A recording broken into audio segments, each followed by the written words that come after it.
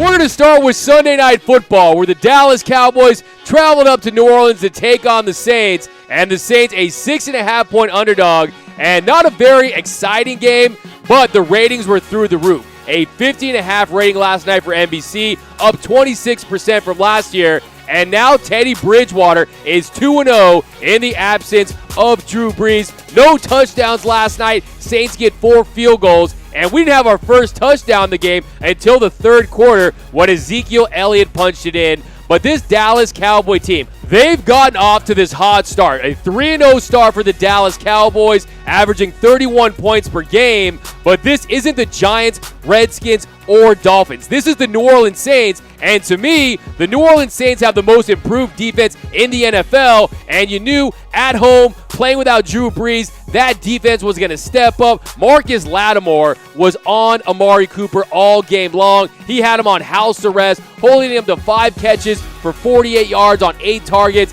and if you look at this Cowboys offense, 9 possessions for Dallas, longest drive, 35 yards.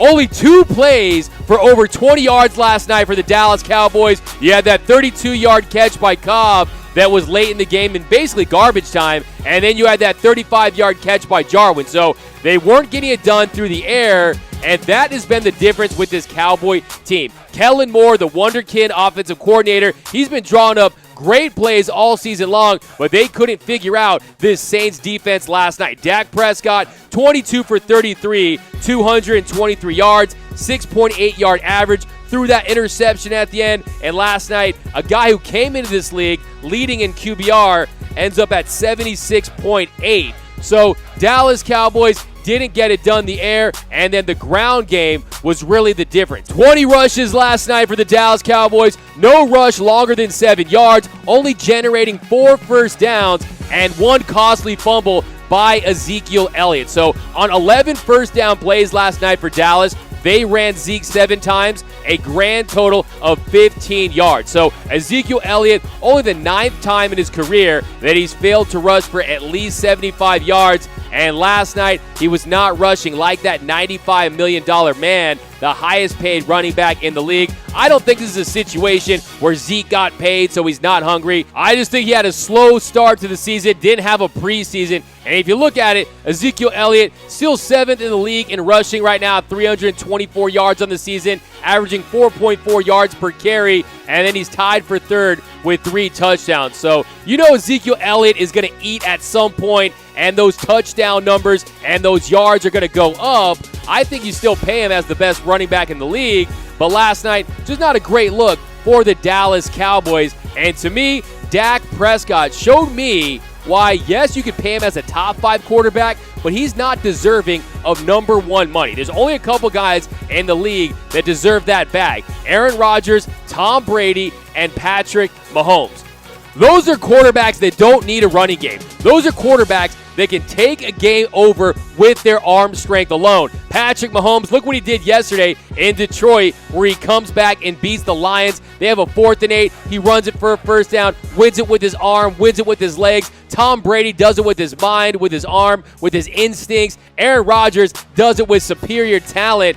Aaron Rodgers, 392 yards, was the leading rusher against the Eagles on Thursday night. So you can pay Dak Prescott, but I don't think that he deserves top number 1 money. You can call him elite, but to me, there's all these factors and conditions that lead to his success. A great running game, great receivers, a great defense, a great offensive line. He's not a guy you can just plug in anywhere and he's going to have success.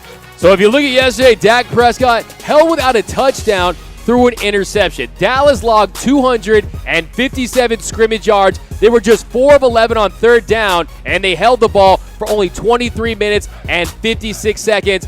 And at the end of the day, the Cowboys, they lose to a team that's without their Hall of Fame quarterback on the road that didn't score a touchdown. So you give me Pat Mahomes, you give me Tom Brady, you give me Aaron Rodgers, gunslingers on the road. I think they're going to score more points and get more touchdowns than Dak Prescott and the Dallas Cowboys. So they got to get that offense humming again. And I found it interesting after the game. Jerry Jones always finds a way to get in a little jab against Jason Garrett. Jerry Jones said, obviously we were very disappointed. Let's give them some credit. Their defense was the biggest concern for me coming in.